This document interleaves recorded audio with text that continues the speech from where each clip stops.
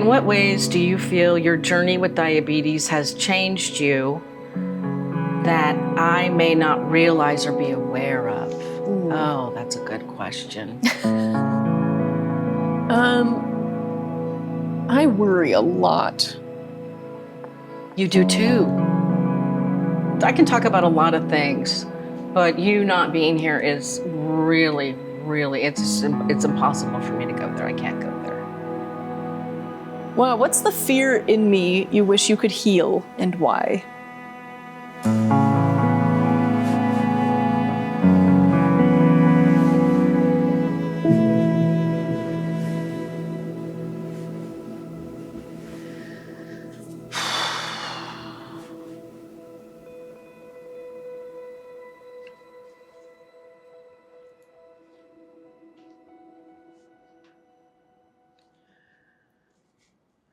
One thing that they told us in the hospital when she was diagnosed with diabetes is, oh, you can have a long and lovely life. This isn't going to interrupt your life at all. You can have your normal life, and we're just going to add these medications. That's not true. It's not true. Since then, she's had doctor tell her, you shouldn't have kids. You shouldn't have children. Well, probably the biggest misconception that I had was that you could walk it back by being a healthier person. That's my biggest misconception, is that you'd be able to walk it back. I do try to baby-proof the corners a little bit. If I had a really rough night because my devices were waking me up and I had a really low blood sugar, or there have been a lot of times I'm driving and I have a low and I have to pull off and it's an emergency, I tend to just not tell her that because I don't want her to worry. I would really like to have a real conversation with my mom. My mom loves to talk about surface level things and just keep things easy breezy, beautiful cover girl. I got diagnosed about 2.5 years ago, and we haven't really had a sit down conversation about what that means for our relationship or my life or her life since that diagnosis.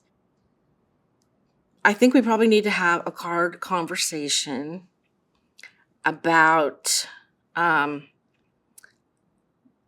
long-term outcome of being diagnosed with diabetes when you're 28. And what does that look like for you at 65, at my age now, at 65 or 75? Are we going to see 85? I don't know.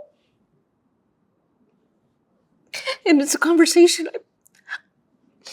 she's tried to have with me. And I say, oh, no, you're not going to lose your feet. You'll be fine. Well, and at first she told me I'm not going to be able to have kids. And I said, no, you're going to be able to have kids. You don't think that. Don't think that. If you don't think, then it's not true.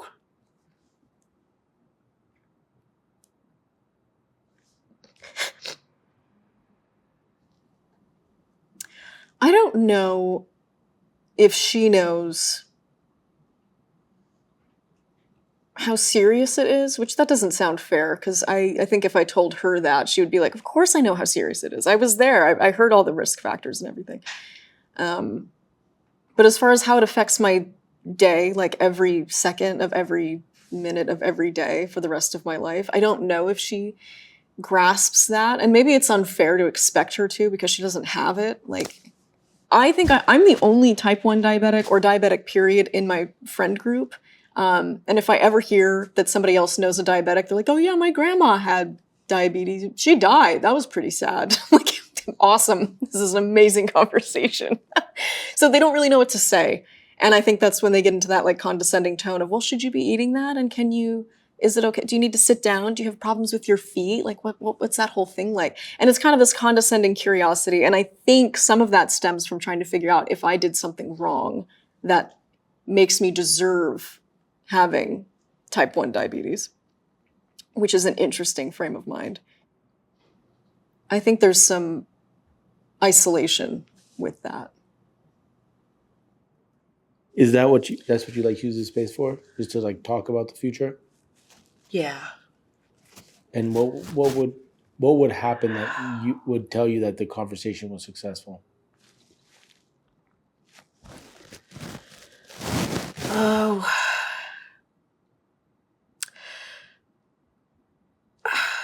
that she felt heard. If she feels hurt. Key is two things. Create the space and ask well-constructed questions.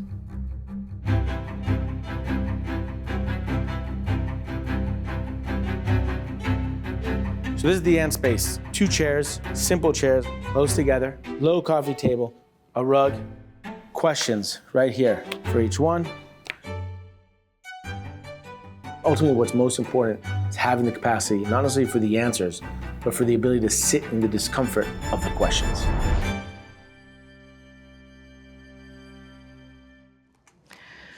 Oh, I like this question. When do you feel closest to me and why?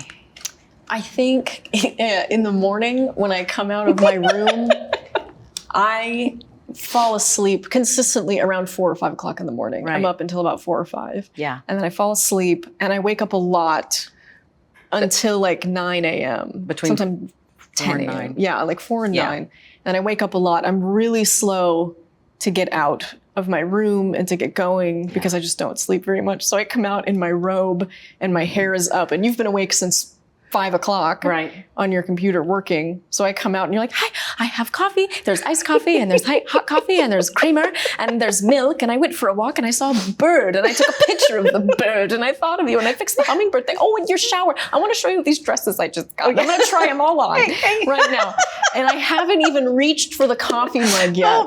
And you're like, oh, we need to go to the store. Why don't we go to the store together? We can make a whole thing out of it. Like I feel closest to you. And then In that time, when I'm driving you crazy, you just woke Yes. up. You still are not fully awake, and you're I am not a not. morning person. I am not. and that's when you feel the closest. That is to when me. I feel That's really closest good to to know. That Yeah. makes me feel good. So yeah, you throw your laptop aside, you quit your job, you light it on fire, and you come and you sit at the table and you just watch me make eggs, half alive, and you're so happy to see me, and I'm saying and doing nothing. You are you. That's all you have to do. You're you. Oh, That's God. it. That's it. That's all you have to be. That's all you have to do is just be you.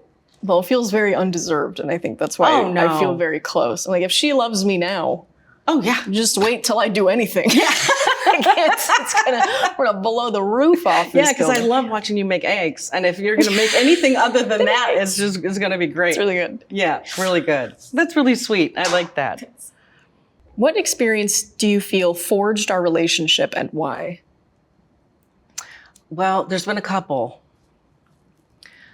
I think when your dad and I got divorced, Yeah. I think that was a real pivotal point for us when your dad and I got divorced, and it was mostly me and you. Yeah. And then I think we pivoted again when you were diagnosed with diabetes and then hit by the car. Yeah. I think that's been another real pivotal point. We got close together in high school and all. Then you went to college. You Some went distance, to Europe. You know, yeah. we were a little, we still get along and everything, but we weren't as close or as tight. We didn't tell Yeah. each other everything. Yeah. And then moved around a little bit.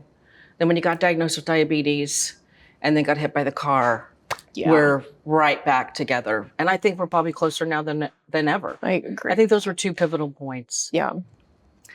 In what ways do you feel your journey with diabetes has changed you that I may not realize or be aware of? Oh, that's a good question. In what ways do you feel your journey with diabetes has changed you that I may not realize or be aware of? I worry a lot. You do too. I worry. I think I have 11 specialists, Yeah. and I see them.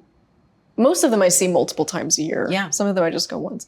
But every time I have a doctor's appointment coming up, I get nervous that they're going to tell me that my eyesight is not Yeah. what it used to be, or I need foot surgery, or Yeah. there's an infection that I need to have surgery or Yeah. medicine for. I worry that they tell me things are getting worse and that we need to do some preventative care. I worry about that. And I also worry about random, just being behind the wheel of my car and having a stroke or having an aneurysm or anything like that. Anytime I start to feel a little sick, Yeah. I don't know if it's just a head cold, am I about to start my period, or is it diabetes? Right. Diabetes is always in the room. It's always at the top of the conversation. And there's no second where that's not true. So I was just talking to this, but I feel like for the first 25 years of my life, I was very diligent at know, school you were. and at work and my health. I took everything so seriously. Yes. I was very diligent and very ambitious. And I feel like I planted a lot of seeds, and now I'm You did. 28, and it takes a long time for those seeds to grow. And I really worry that I'm not going to be around to enjoy the fruit of all of that work, and then I just wasted those 25 years caring about SAT scores and getting into grad school and working, 2 or 3 jobs so that I could get into a better financial situation. Yeah. And all of that is for nothing because I die at 31. It's I never worried about that before I had diabetes. Like, what if I die today and this is my last day? But now I think about it all the time. You think about it all the time. All the time. I don't like to think about it. I'm not going to say I try not to think about it. I won't think about it. I won't. It's too hard. Yeah. It's too hard. I can't think about it. Because in my mind, that can't happen. In my mind, it's like, it can't happen because I can't handle it to happen. I'm not capable. I'm not capable. I can't do it. I can't do it. So it's hard to even think about. So I try not to think about it because it's an impossible scenario. It's like off the table. Can't do it. Can't do it.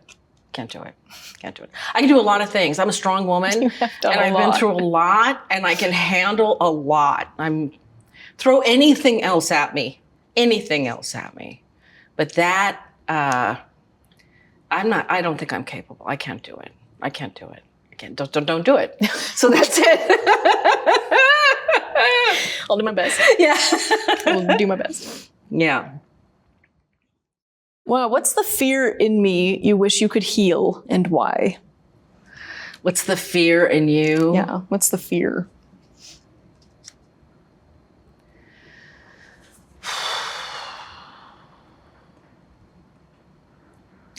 I really, really, truly wish that I was the one diagnosed with diabetes. So you have nothing to worry about. I'm really glad it's not you. Personally, I think that worked out for me. No, it didn't. Can you imagine me trying to give you insulin injections? Oh my God, you think I was angry then? Oh, if you thought I was angry at my doctor, imagine how I would feel at your doctor. Oh my God. Oh, no, I wish it was me, and I wish I didn't have to deal with all of this stuff, the cost of medication, the insurance, the stigma, the going low, the not sleeping, the just everything. This new normal. This is not the normal life that you had before. Like, that's completely gone. Not completely gone, but it's pretty shattered. It's pretty gone. Yeah. This new normal with diabetes, there is a lot of fear. I just wish there's just a whole blanket of fear, like you said, every day when you get up. What can I eat? Do I have to go for a walk?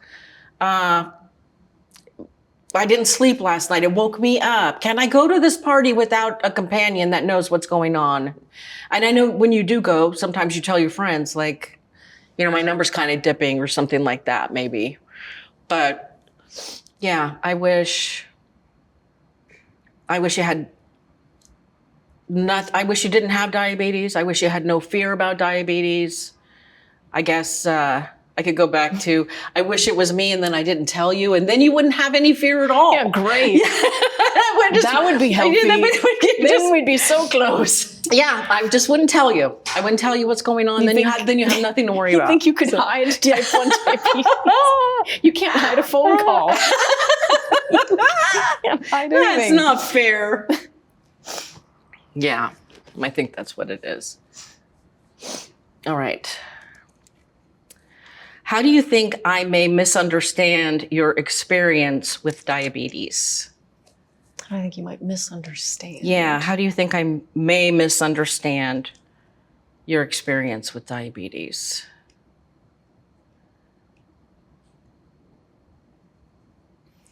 I don't know. I think you have a pretty good grip on it. I mean, especially living with me, like you see how often I'm changing my devices and managing what I eat, watching what I eat, going to the doctor, managing all of that, talking to insurance, talking to the device people on the phone. So I think you have a pretty good, I think you have pretty great insight into all of that. I think we've talked about this a little bit, but I think the blind spot might be just how all-encompassing it is, which I think that's the case for anybody who doesn't have type 1 diabetes. It's like impossible to explain. It's like you trying to explain what it's like to be a mom. Yeah. Like, I just don't know. Like, I think you're pretty good at describing it, but I don't think I know what it's like to be a mom just because I've heard you describe it and talk about it. So, but I think it's very difficult to understand just how exhausting it is, how it never stops. There's never a time off. And how it's like having a screaming person strapped to your head all the time. Oh my gosh. And you're just trying to figure out why they're screaming. It's like, is it because it's hot or is it because it's cold? Did I not sleep enough? Did I sleep too much? Did I have sugar? Am I hungry? Am I about to start my period? Am I upset right now? Am I stressed about something? It's just impossible to figure out what's going on with it sometimes. Okay. What have you learned from this conversation that surprised you most and why?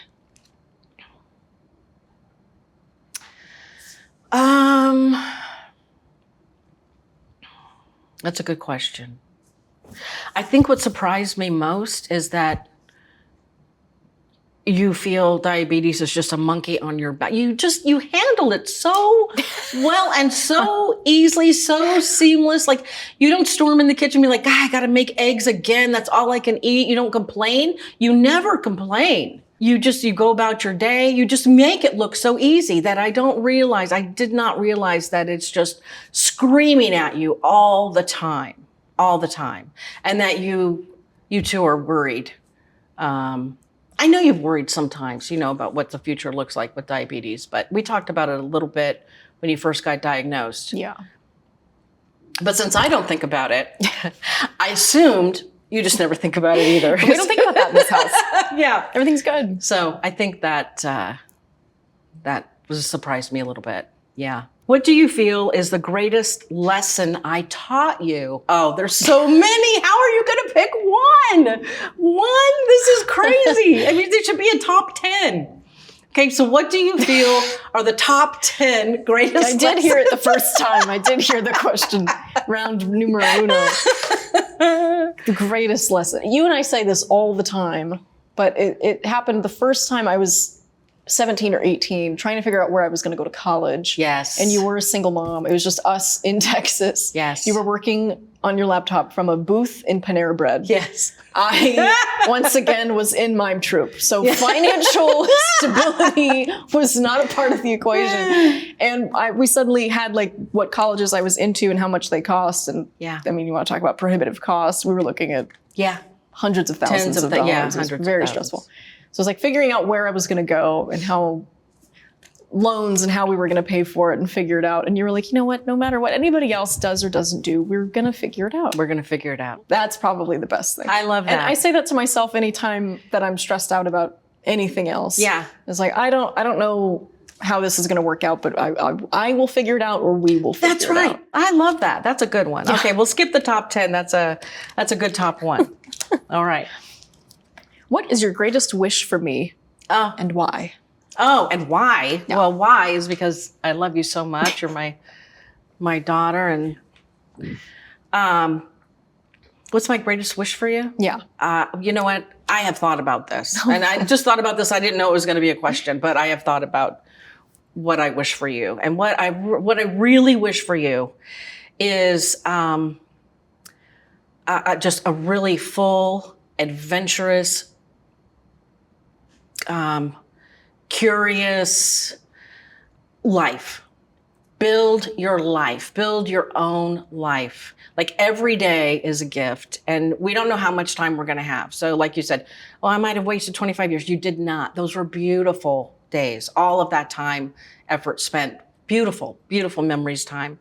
So just keep creating and living what you consider your authentic best life, whatever that looks like to you. I don't want you to do what I want you to do. I don't even know what I want you to do. All I want you to do is just have your most beautiful life. That's it. I just want you to have your most beautiful life.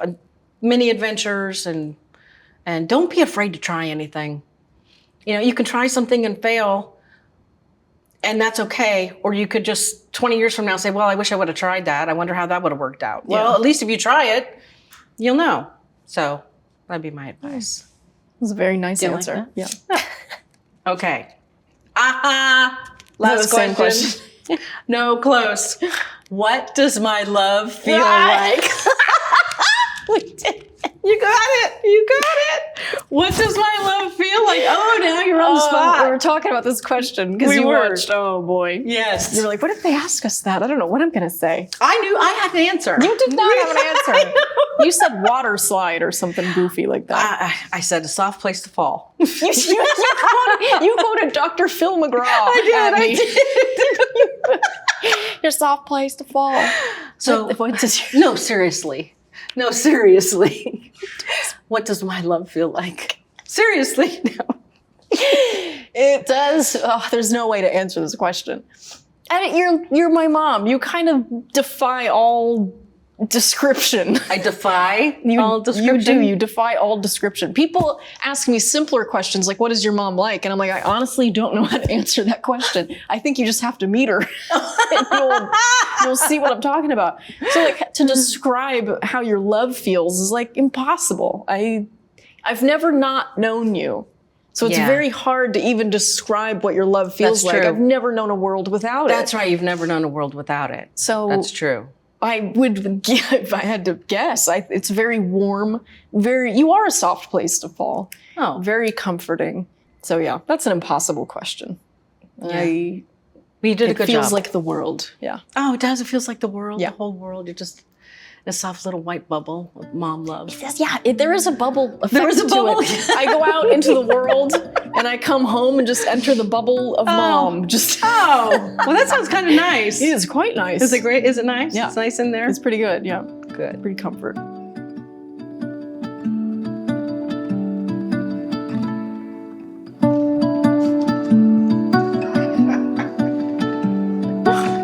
My face is different? My face looks different? What happened up there? It was really good. It was great. It was a beautiful conversation between me and my daughter.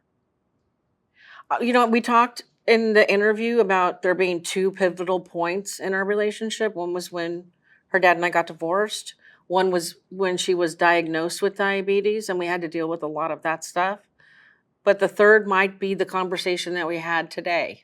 We've only talked about diabetes, not in context to our relationship, only in context of how, we need a medication, we have to go see this doctor. We have not taken the opportunity to talk about this, like how it affects us.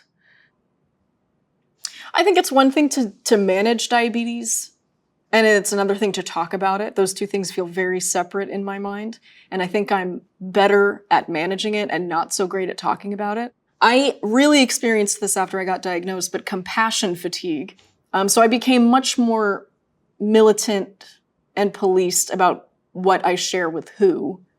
And I think a lot of that ended up just me not talking about it. Because I'm talking about it and I'm realizing I haven't said this stuff out loud in a long time. And I think the last time I said it out loud, I was alone in my car because I don't want to be a bummer and I don't want to take up more space in a room than I was invited to. I think it's just reminding me that there is a way to talk about it without it becoming the whole room, and that needs to be an area of my life with a little bit more balance. You said your goal was to talk about the things that you generally avoid with her, which is like about the future and passing, and I think you jumped in head first. Had to be talked about, it's the elephant in the room. That's what it's been for me. It's been the elephant in the room. I feel relieved. I'm not holding back anymore. She knows now that it's not that I'm living in a bubble and I don't think that could happen. I realize, I know, I'm aware. She knows now that I'm aware of what the consequences could be and why I'm not so wanting to talk about it every day or every week, or why I've been kind of shutting it down. Now she knows. And I appreciate you giving me the opportunity to explain it to her. Because I don't think without this opportunity that I would have ever said it. Having the conversation with my mom and seeing that she takes it very seriously and some of these topics make her emotional in the same way that they make me emotional feels very validating. It's like I'm not worrying over nothing. It is something to worry about. And somebody else also feels concerned to the level of crying and feeling deeply uncomfortable just by the subject being in the room. So that is very validating to me. She felt more open today than I think she usually is to these conversations. So that felt new and exciting. I realized I didn't really know what to do with that. I was like, oh, now mom's open. What do I do? What do I do here? I'm used to talking about surface level.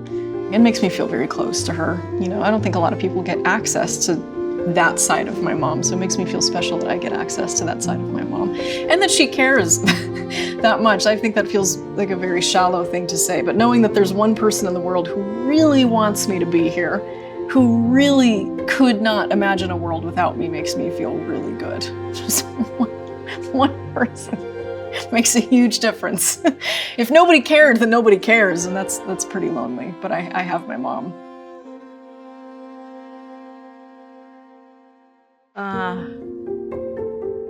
You get a hug? Oh, I should have cried more. I love you so much. You're my best Lindsey. My best mom.